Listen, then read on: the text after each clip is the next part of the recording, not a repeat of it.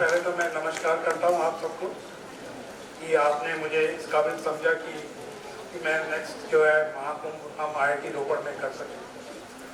तो मैं भाषण की शुरुआत नहीं करना चाहता था ऐसे इस तरह से, क्योंकि हम लोग जो मैं पिछले 30 साल से यूरोप में रह रहा हूँ, तो मैं ये पद्धति से मैं वाकिफ नहीं हूँ। तो मैं महामहिम श्री बनवारी लाल पुरोहित जी के नाम के साथ मैं अपना व्याख्यान शुरू करना चाहूँगा। और मैं सभी जो इस स्टेज पे विराजमान है, मैं उनको एक एक करके नहीं नाम ले पाऊँगा, क्योंकि this is a new for me है। तो बट मेरा दिल हिंदुस्तानी है, तो इसी वजह से मैं इंडिया में आया। तो मैं पिछले 30 सालों से मैं विदेश में रह रहा हूँ।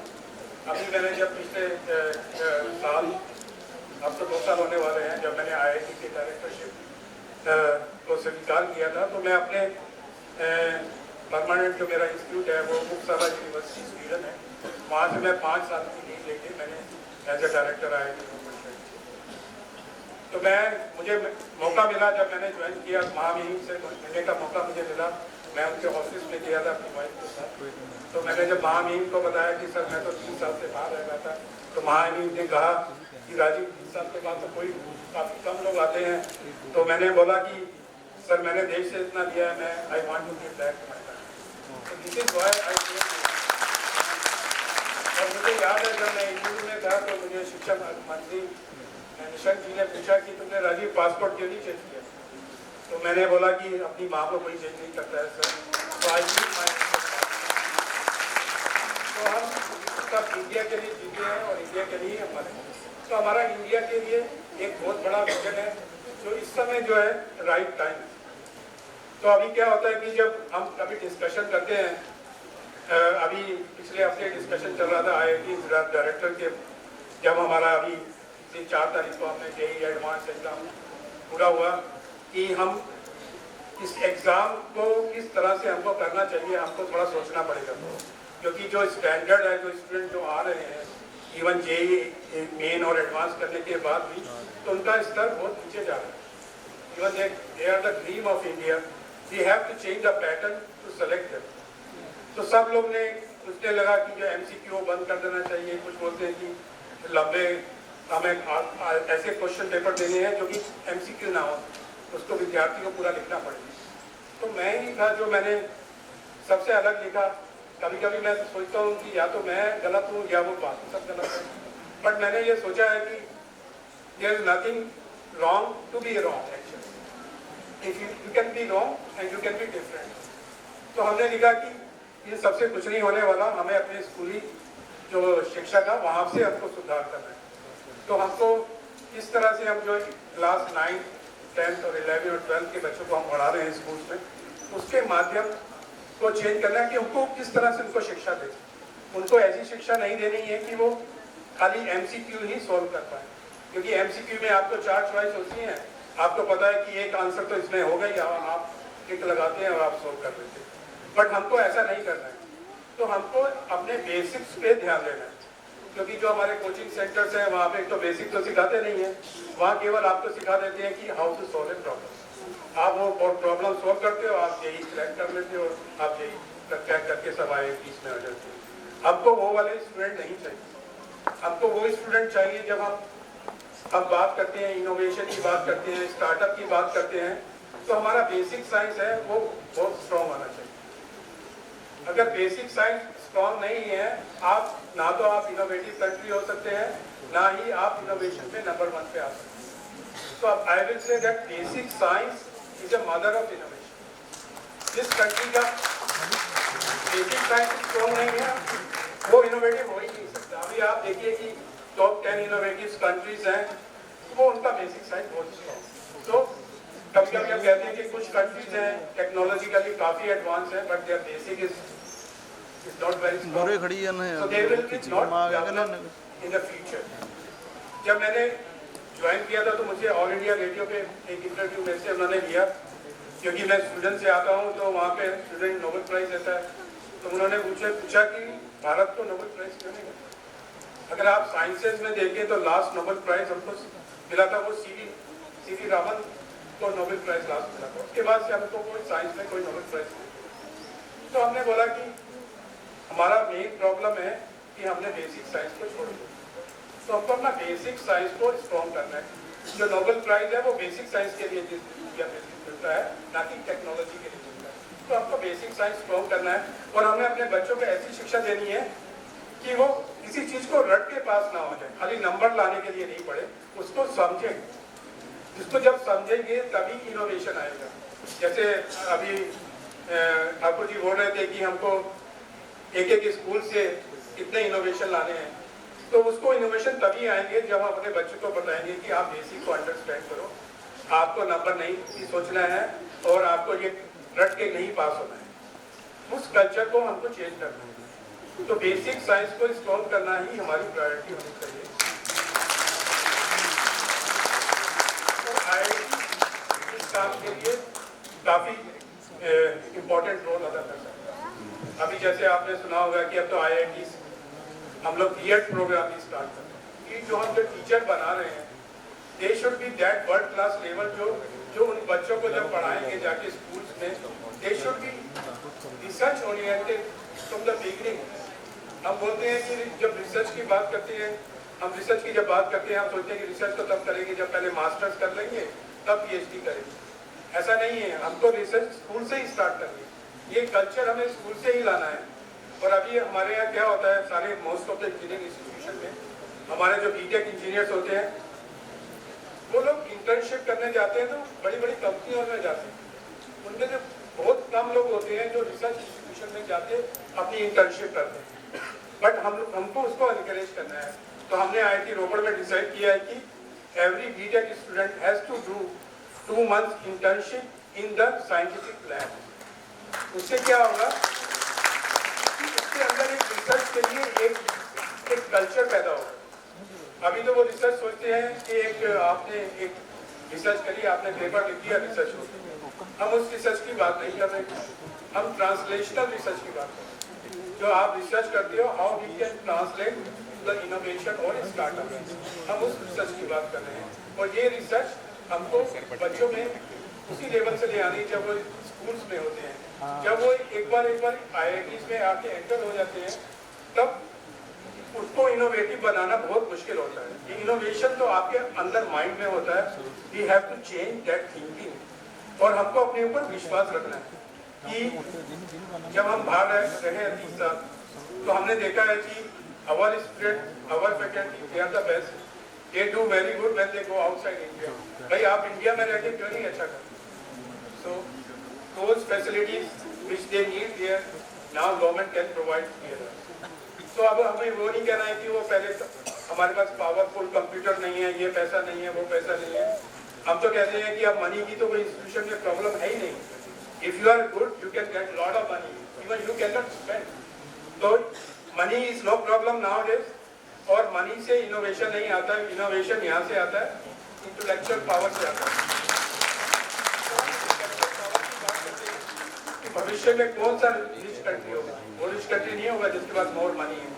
विच country has the more intellectual power? और इसमें India will be the number 1। We will say that we will be the विश्व।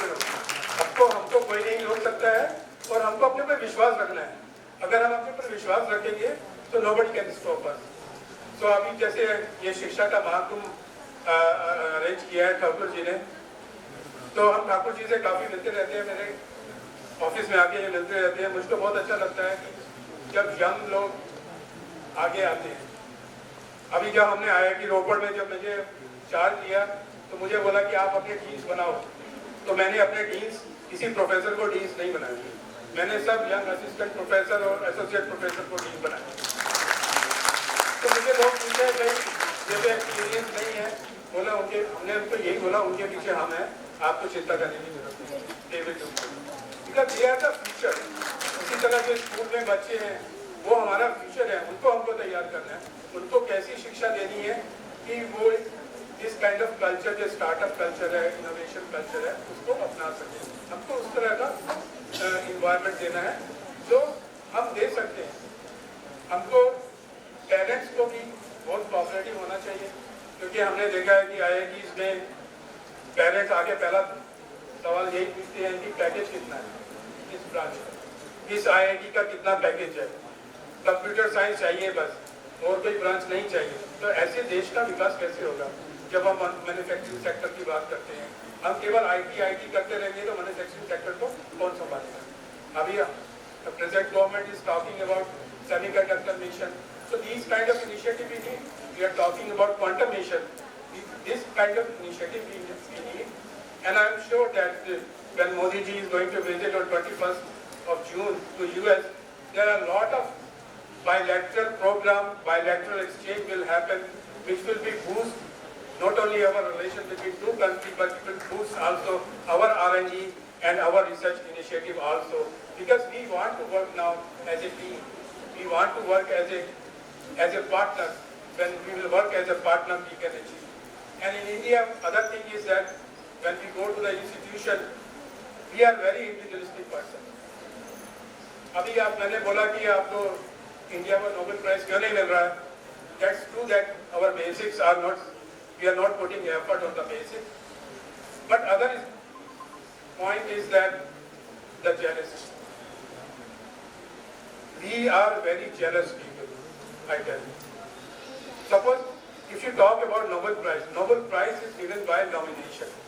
And not everybody gets nomination. Some certain people in the world get nomination. And there are many people in India also get the invitation for nomination. But they never nominate them. Because they think that if my colleague will get Nobel Prize, he will be number one and nobody will talk about it. So they never nominate. So I came with some people in the committee and they asked me, Rajiv, there is no nomination coming from it. And this was the word of the chair of the Nobel Committee of the chemistry. So if we will not nominate our colleague, how we can get a Nobel Prize? And other thing, we should be proud of that. My colleague is so good. So this is the culture we have to bring in the society, that we should appreciate with each other. So वो अच्छा काम कर रहे हैं तो हमको भी गर्व होना चाहिए कि कनौजिया जी इतना अच्छा काम कर रहे हैं. I should be proud of. ये नहीं कि मुझे कनौजिया जी की काम की चाहिए. So this is what happening here. So हमको एक दूसरे को सपोर्ट करना है, जो अच्छा काम कर रहे हैं उसको ऊपर लेके जाना है. So this is the way how we should work. We should work in a team. So अभी पिछली IIT काउंसिल में बात हो रही थी कि सब फैकल्टी की फंडिंग बढ़ा दो. मैंने कहा फंडिंग क्यों बढ़ा दी? क्योंकि जो आप एक फैकल्टी को फंडिंग देते हो, he never allowed to use his equipment to other person. तो उसमें क्या होता है कि आप जो सुपरवाइजर है, जो उस मशीन का, वो शाम को 5 बजे के बाद ताला लगा के चला जाता है. He doesn't allow his colleagues to use those equipment. So we have to learn to share our resources. So if we do that, we will share the resources, we will share the ideas, then only India can be a developed country. So this is the only thing I learned in last 30 years, that we should not think about word I, we should say we will do it together. So this is the word you should carry on. You will do all the wonders in your life, and especially our young generation. And now today I was submitting a proposal for setting up a AI and data center, and this funding is coming from some foundation in US, and they asked me, Rajiv, to put the main PI, he's very young, why don't you be there? I said, no, I will be not PI. He will be here, IIT director will come only for 5 years, but he will be here for next 30 years. So he has to lead that initiative, he has to lead that sector. So we have to trust in our young generation. As a parents, we have to trust in our students, and we have to give them a good education, not an expensive education. I am not favor of the expensive education, and if I will like to tell you that we all came from the government school and we reach on this level. So education cannot be given in the expensive school, it can be given anywhere. So we have to improve our schools, and we have to follow the new education policy. This new education policy has opened up a lot of the doors, and we should accept it. And whoever will be the first one to accept new education policy, they will be the winner in the future. I tell you, new education policy idea we are implementing in India, but if you go to another country, they already are in it. So if we want to lead the world and we want to be the world superpower or we want to be the leading economy in the world, so we have to implement NEP and we have to prepare ourselves and we have to take the best education, whatever we have in India, and we should serve India. So I always emphasize that whenever we sign any MOU, I don't sign MOU, I say I don't want to sign MOU, just the sake of MOU to hang on my office. If I sign a MOU with any country, so we always say that I will sign MOU with your university when we have a joint board opportunity. I don't want to send all my students to you and you can take it and they stay in your country. If they do PhD here, they spend 2 years here to get your university and they should get a joint degree. So this kind of initiative we have to encourage and we have to work together, and with that I will stop here because I got a slip that I have to finish.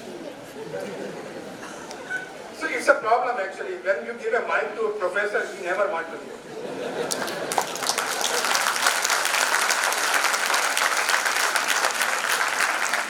I was sitting with some bureaucrat when in Himachal last week, and they asked us to help us in the making this drone policy or the technical education policy in Himachal.